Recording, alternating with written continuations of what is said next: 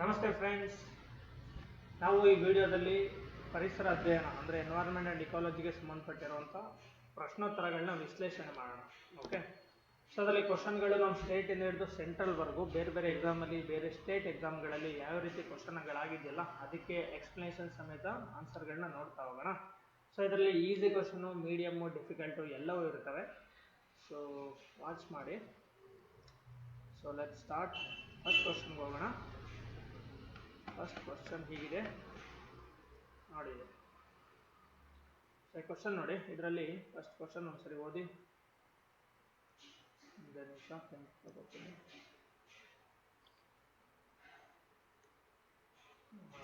Okay, ನೋಡಿ ಇಲ್ಲಿ first question, ಜೈವಿಕ ಆಮ್ಲಜನಕದ ಬೇಡಿಕೆ ಸೊ ಯಾವುದಕ್ಕೆ ಸಂಬಂಧಿಸಿದೆ ಅಂತ.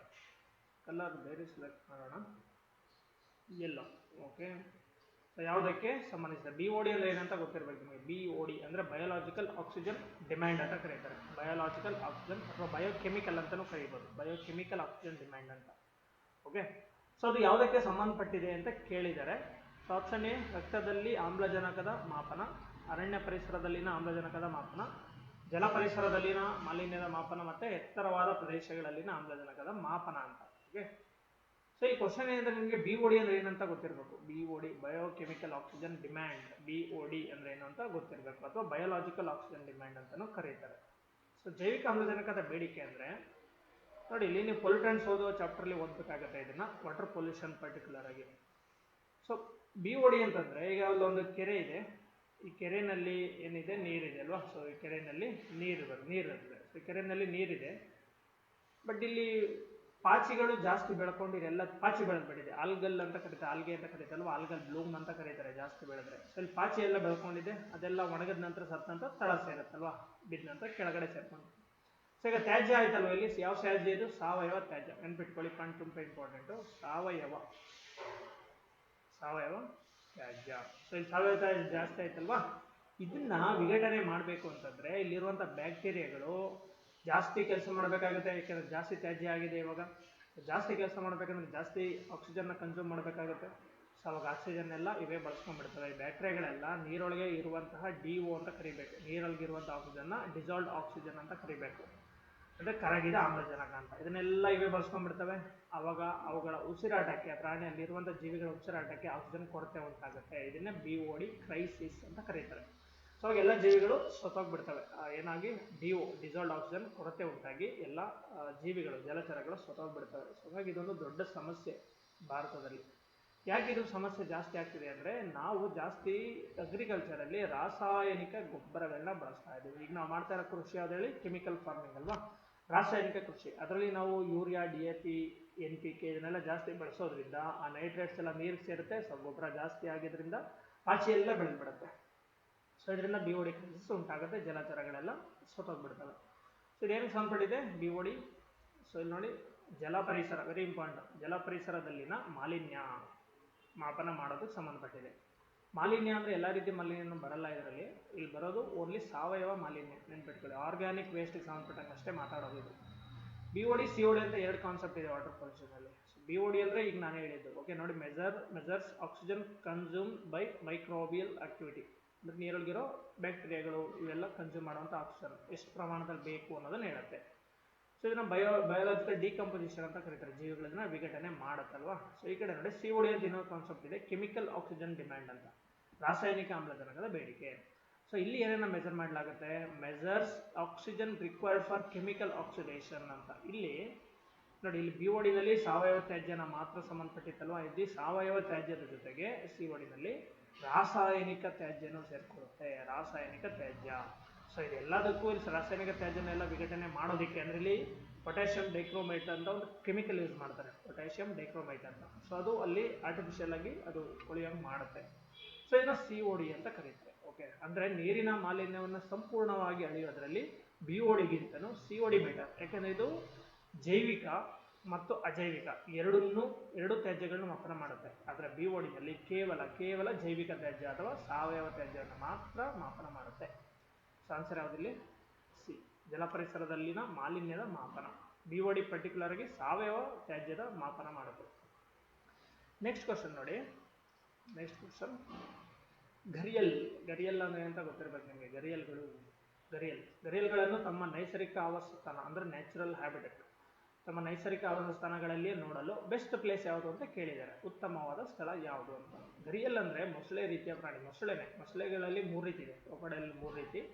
ಒಂದು ಕ್ರೊಕೊಡೈಲ್ ಅಂತ ಅಂದರೆ ಮೊಸಳೆಗಳು ಅಂತ ಕರಿತೀವಿ. ಇನ್ನೊಂದು ಯಾವುದು ಇದೆ ಗರಿಯಲ್ ನೋಡಿ ಮೂತಿ ಹೆಂಗಿರುತ್ತೆ ಅಂತ, ಸ್ಟ್ರೈಟ್ ಇರುತ್ತೆ ಮೂತಿ ಅಲ್ವಾ. ಮೀನು ತಿನ್ನೋಕ್ಕೆ ಬೆಸ್ಟ್ ಇದೆ. ಸೊ ಮೀನು ಜಾಸ್ತಿ ಇರೋ ಜಾಗದಲ್ಲಿ ಇದು ವಾಸ ಮಾಡುತ್ತೆ, ಫ್ರೆಶ್ ವಾಟರ್ ಮಾತ್ರ ವಾಸ ಮಾಡುತ್ತೆ ಇದು.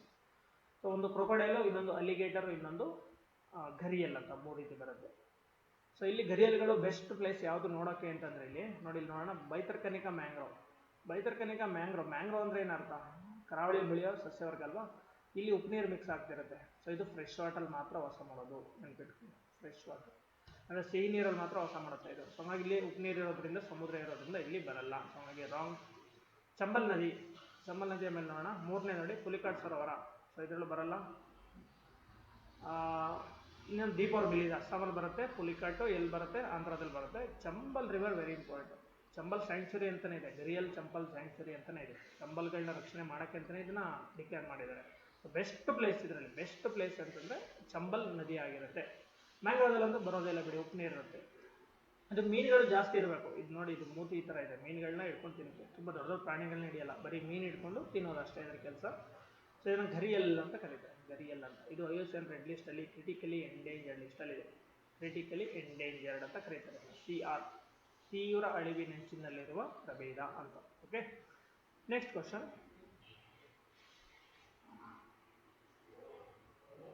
ಮೂರನೇದು, ನದಿಗಳಲ್ಲಿ ಮರಳು ಗಣಿಗಾರಿಕೆ ಮಾಡುವುದರಿಂದ ಈ ಕೆಳಗಿನ ಯಾವ ಪರಿಣಾಮ ಸಂಭವಿಸಬಹುದು? ಮರಳು ಗಣಿಗಾರಿಕೆ ಅಂದರೆ ಸ್ಯಾಂಡ್ ಮೈನಿಂಗ್. ನದಿನಲ್ಲಿ, ರಿವರ್ ಬೆಡ್ಡಲ್ಲಿ ನೀವು ಮರಳಿರುತ್ತಲ್ವ, ಮರಳೆಲ್ಲ ರಿಮೂವ್ ಮಾಡೋದು, ಮನೆ ಕಟ್ಟೋದಕ್ಕೆಲ್ಲ ಬಳಸ್ತಾರಲ್ವ. ಸೊ ತೆಗೆಯೋದ್ರಿಂದ ಏನಾಗಬಹುದು ಅಂತ ಕೇಳಿದ್ದಾರೆ. ನೀರಿನಲ್ಲಿ ಲವಣತೆ ಕಡಿಮೆ ಆಗುತ್ತದೆ, ಅಂದರೆ ಸಲಿನಿಟಿ ಡಿಕ್ರೀಸ್ ಆಗುತ್ತೆ ಅಂತ. ಇದು ನೋಡೋಣ ಏನಂತ. ಸೊ ಅಂತರ್ಜಲ ಮಾಲಿನ್ಯ ಇದು ಆಗುತ್ತೆ, ಅಂತರ್ಜಲ ಮಾಲಿನ್ಯ ಆಗುತ್ತೆ. ಮೀನುಗಳ ಸಂಖ್ಯೆ ಹೆಚ್ಚಾಗುತ್ತಾ? ಸೊ ಮರಳಿಗೂ ಮೀನಿಗೂ ಅಂತ ಡೈರೆಕ್ಟ್ ರಿಲೇಷನ್ಶಿಪ್ ಏನಿರೋದಿಲ್ಲ. ಸೊ ಮೀನುಗಳ ಸಂಖ್ಯೆ ಹೆಚ್ಚಾಗೋದಿಲ್ಲ ಮರಳು ಆದ ಕ್ಷಣಕ್ಕೆ. ಇನ್ಫ್ಯಾಕ್ಟ್ ಸ್ವಲ್ಪ ಸಮಸ್ಯೆನೇ ಆಗುತ್ತೆ. ಮರಳು ತೆಗಿತಾ ಮೀನುಗಳ ಸಂಖ್ಯೆ ಸ್ವಲ್ಪ ಕಡಿಮೆನೇ ಆಗುತ್ತೆ ಪೊಲ್ಯೂಷನ್ ಆಗೋದ್ರಿಂದ. ಸೊ ಹೆಚ್ಚಾಗುತ್ತೆ ಅಂತ ಕೊಟ್ಟಿದ್ದಲ್ಲ, ಹಂಗಾಗಿ ಇದು ರಾಂಗ್ ಆಗುತ್ತೆ. ಲವಣತೆ ಕಡಿಮೆ ಆಗುತ್ತಾ? ಇಲ್ಲ, ಅದಕ್ಕೂ ಸಂಬಂಧ ಇಲ್ಲ. ಲವಣತೆಗೂ ಮರಳಿಗೂ ಅಷ್ಟು ನೇರ ಸಂಬಂಧ ಇರೋದಿಲ್ಲ. ಹಾಗಾಗಿ ಇದೊಂದನ್ನು ತಗೋಬೋದು ಆನ್ಸರ್. ಅಂತರ್ಜಲ ಮಾಲಿನ್ಯ ಆಗುತ್ತೆ ಅಂತ ಹೇಳ್ಬೋದು ನಾವು, ಮರಳನ್ನೆಲ್ಲ ರಿಮೂವ್ ಮಾಡ್ತಾ ಹೋದ್ರೆ ನದಿಗಳಿಂದ. ನೆಕ್ಸ್ಟ್ ಕ್ವಶನ್ ನೋಡೋಣ, 4ನೇದು. ಈ ಕೆಳಗಿನ ಯಾವ ಹೇಳಿಕೆಗಳು ಸರಿಯಾಗಿವೆ? So which are the following statements are correct? ನೋಡಿ, ಇಲ್ಲಿ ಸ್ಟೇಟ್ಮೆಂಟ್ ಇದು UPSC ಕ್ವಶನ್. ಇದು ಏಷ್ಯಾಟಿಕ್ ಸಿಂಹಗಳು ನೈಸರ್ಗಿಕವಾಗಿ ಭಾರತದಲ್ಲಿ ಮಾತ್ರ, ಓನ್ಲಿ ವೆರಿ ಇಂಪಾರ್ಟೆಂಟ್ ಇದೆ.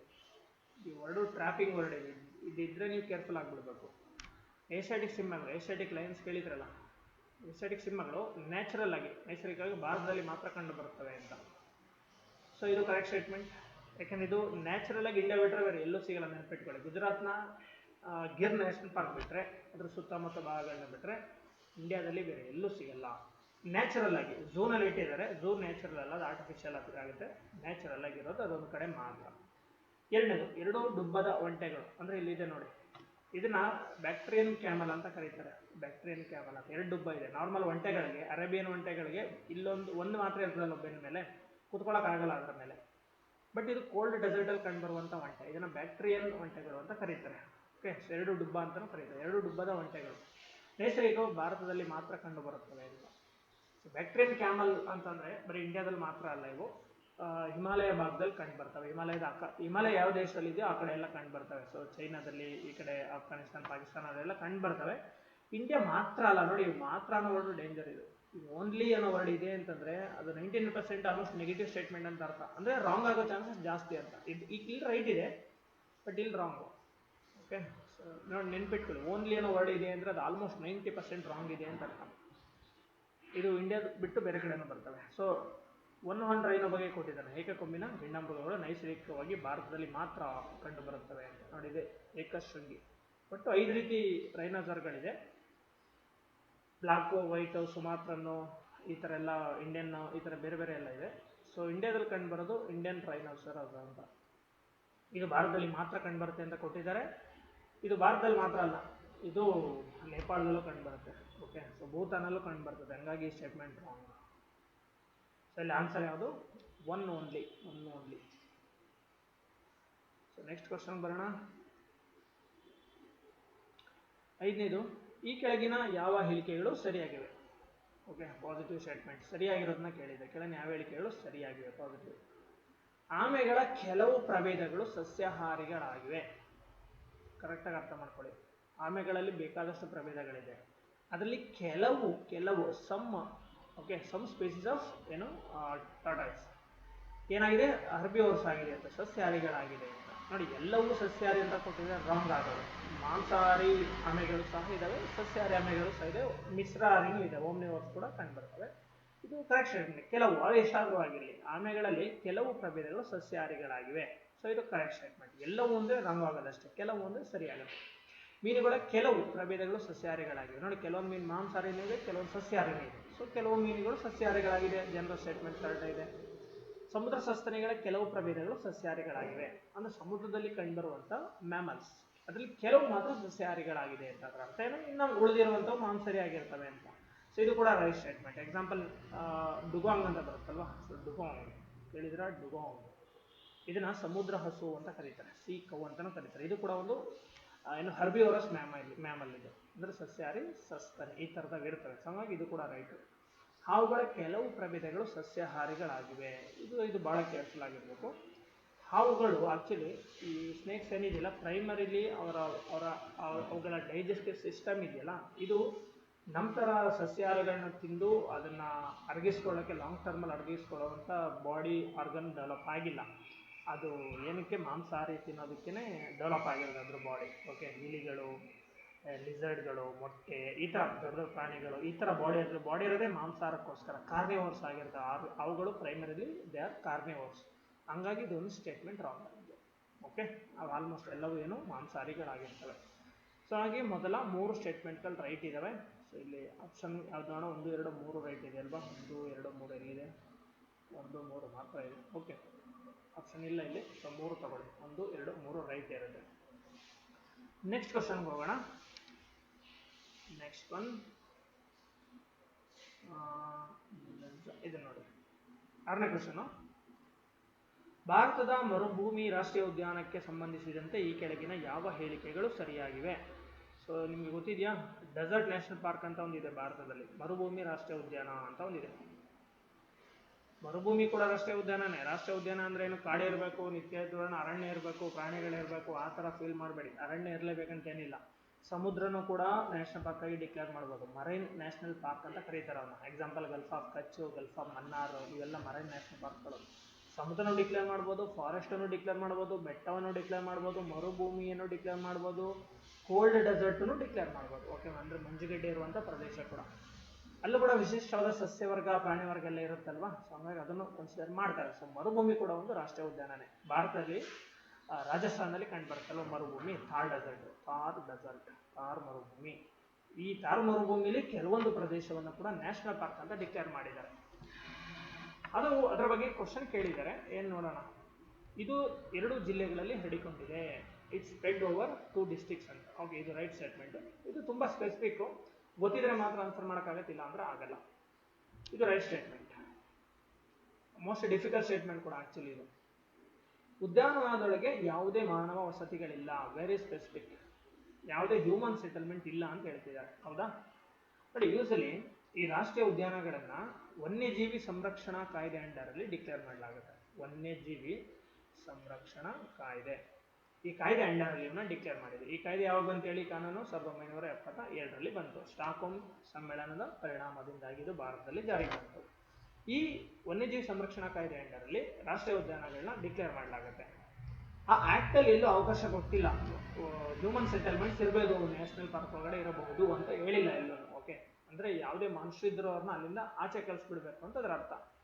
ಆದರೆ ಕೆಲವೊಂದು ಕಡೆ ಇದನ್ನು ಅಲೋ ಮಾಡಿದ್ದಾರೆ. ಎಕ್ಸಾಂಪಲ್ ಇದನ್ನೇ ತಗೊಳ್ಳಿ. ಈಗ ಡೆಸರ್ಟ್ ನ್ಯಾಷನಲ್ ಪಾರ್ಕಲ್ಲಿ ಬಿಷ್ಣೋಯಿ ಅನ್ನೋ ಒಂದು ಕಮ್ಯುನಿಟಿ ಇದೆ. ಓಕೆ, ಬಿಷ್ಣೋಯಿ ಅಂತ, ಬಿಷ್ಣೋಯಿ ಸಮುದಾಯ ಅಂತ. ಸೊ ಬಿಷ್ಣೋಯಿ ಚಳುವಳಿ ಅಂತಲೂ ಇದೆ. ನಿಮಗೆ ಪರಿಸರ ಸಂರಕ್ಷಣಾ ಚಳುವಳಿಗಳು ಅನ್ನೋ ಟಾಪಿಕಲ್ಲಿ ಇದು ಬರುತ್ತೆ. ಬಿಷ್ಣೋಯಿ ಚಳುವಳಿ 1730 ಆ ಟೈಮಲ್ಲಿ ನಡೆಯುತ್ತೆ. ಅಂದರೆ 18ನೇ ಶತಮಾನದಲ್ಲಿ ನಡೆದಿರುವಂಥದ್ದು, 1730 ಆಸ್ಪಾಸಿನಲ್ಲಿ. ಬಿಷ್ಣೋಯಿ ಚಳುವಳಿ, ಅಮೃತಾದೇವಿ ಅಲ್ಲಿನ ಲೀಡರ್ ಆಗಿದ್ರು ಆ ಚಳುವಳಿಗೆ, ಮರ ಕಡಿಯಕ್ಕೆ ಬರ್ತಾರೆ ರಾಜನ ಸೈನಿಕರು, ಅದನ್ನು ವಿರೋಧಿಸಿ ಚಳುವಳಿ ನಡೆದಿತ್ತು. ಈ ಬಿಷ್ಣೋಯಿ ಚಳುವಳಿಯಲ್ಲಿ ಬಿಷ್ಣೋಯಿ ಸಮುದಾಯ ಕಮ್ಯುನಿಟಿ ಏನಿದೆಯಲ್ಲ, ಬಿಷ್ಣೋಯಿ ಕಮ್ಯುನಿಟಿ, ಈ ಕಮ್ಯುನಿಟಿ ಡೆಸರ್ಟ್ ನ್ಯಾಷನಲ್ ಪಾರ್ಕಲ್ಲಿ ವಾಸ ಮಾಡುತ್ತೆ.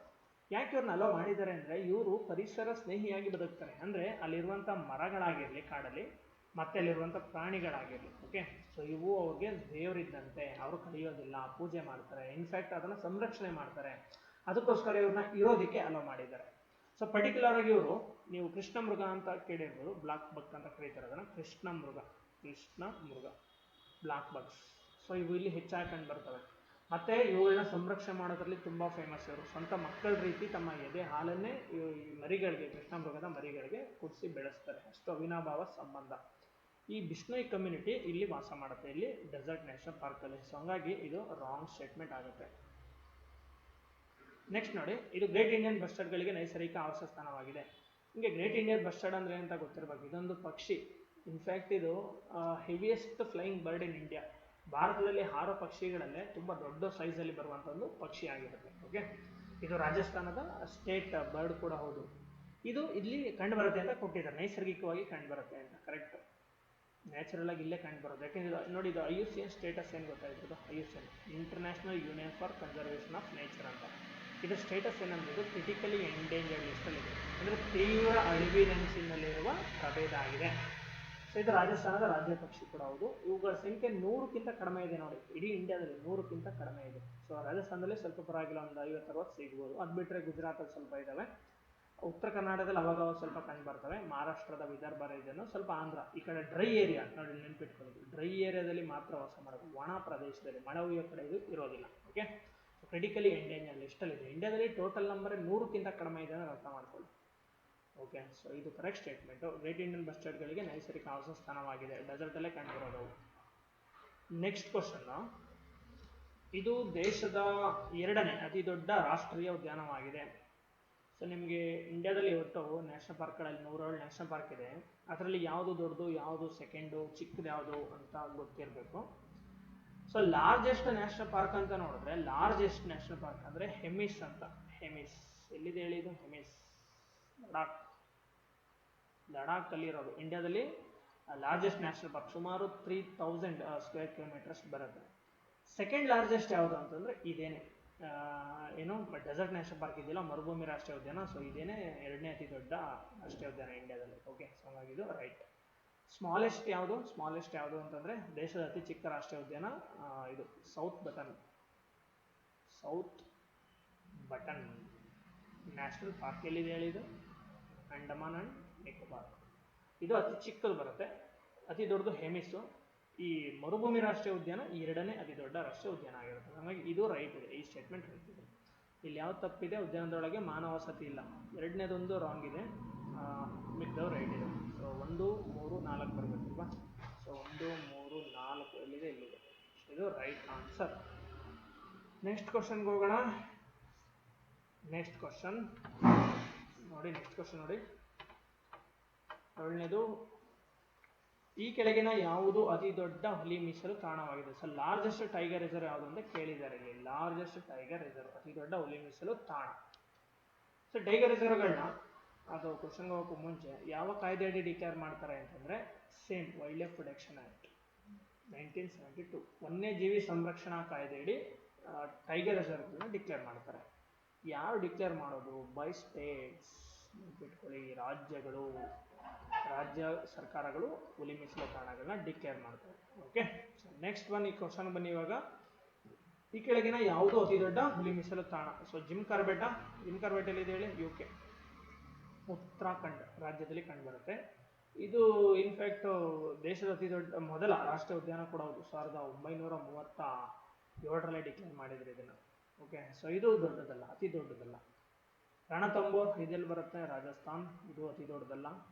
ನಾಗಾರ್ಜುನ ಸಾಗರ, ಶ್ರೀಶೈಲಂ ಇದು ಆನ್ಸರ್. ಎಲ್ಲಿದೆ ಹೇಳಿ? ಆಂಧ್ರ ಪ್ರದೇಶದಲ್ಲಿದೆ. ಇದು ದೇಶದ ಅತಿ ದೊಡ್ಡ ಹುಲಿ ಮೀಸಲು ತಾಣ. ಭದ್ರಾ ಎಲ್ಲಿ ಬರುತ್ತೆ ಹೇಳಿ? ಭದ್ರಾ ಗೊತ್ತಿರಲೇಬೇಕು ನಿಮಗೆ, ಇದು ನಿಮಗೆ ಕ್ವಶನ್ ಅಂತ ಅಂದ್ಕೊಳ್ಳಿ, ಇದಕ್ಕೆ ಆನ್ಸರ್ ಮಾಡಿ ಕಮೆಂಟಲ್ಲಿ. ಸೊ ಭದ್ರಾ ಹುಲಿ ಅಭಯಾರಣ್ಯ ಎಲ್ಲಿ ಬರುತ್ತೆ ಮತ್ತು ಯಾವ ಜಿಲ್ಲೆಗೆ ಬರುತ್ತೆ ಅಂತಲೂ ಹೇಳ್ಬೇಕು ನೀವು. ಇದೇ ನಿಮಗೆ ಕ್ವಶನು. ಯಾವ ಜಿಲ್ಲೆ ಬರುತ್ತೆ ಯಾವ ರಾಜ್ಯ ಬರುತ್ತೆ ಅಂತಲೇ ಹೇಳಬೇಕು. ಓಕೆ, ಸೊ ಜಿಲ್ಲೆ ಹೇಳೋದು ತುಂಬ ಇಂಪಾರ್ಟೆಂಟ್. ಸೊ ನೆಕ್ಸ್ಟ್ ಕ್ವಶನ್ ನೋಡೋಣ. ಇಲ್ಲೇ ಇದೆ ನೋಡಿ ಅದರ ಎಂಟ್ರಿ, ನಾಗಾರ್ಜುನ ಸಾಗರ ಶ್ರೀಶೈಲಂ ಟೈಗರ್ ರಿಸರ್ವ್ ಅಂತ ಇದೆ. ನೆಕ್ಸ್ಟ್ ಕ್ವಶನ್ಗೆ ಹೋಗೋಣ. 1972ರ ವನ್ಯಜೀವಿ ಸಂರಕ್ಷಣಾ ಕಾಯ್ದೆಯಲ್ಲಿರುವ 6ನೇ ಅನುಸೂಚಿಯು ಯಾವುದಕ್ಕೆ ಸಂಬಂಧಿಸಿದೆ? ಇದು ಆಲ್ರೆಡಿ ಕ್ವಶನ್ ಆಗಿದೆ ನೋಡಿ, ಇದು UPSC ಕ್ವಶನ್ ಇದು, ಇಲ್ಲೇ ಕೊಟ್ಟಿದ್ದೀನಿ. ಅವಾಗಿಂದ ಹೇಳ್ತಿದ್ದೀನಲ್ಲ ನೀವು, ಒಳ್ಳೆ ಪ್ರೊಟೆಕ್ಷನ್ ಆ್ಯಕ್ಟ್ ಅಂತ. ವನ್ಯಜೀವಿ ಸಂರಕ್ಷಣಾ ಕಾಯ್ದೆ ಯಾವಾಗ ಬಂದಿದೆ? 1972ರಲ್ಲಿ ಬಂದಿದೆ. ಇದರಲ್ಲಿ ಅನುಸೂಚಿಗಳಿದ್ದಾವೆ.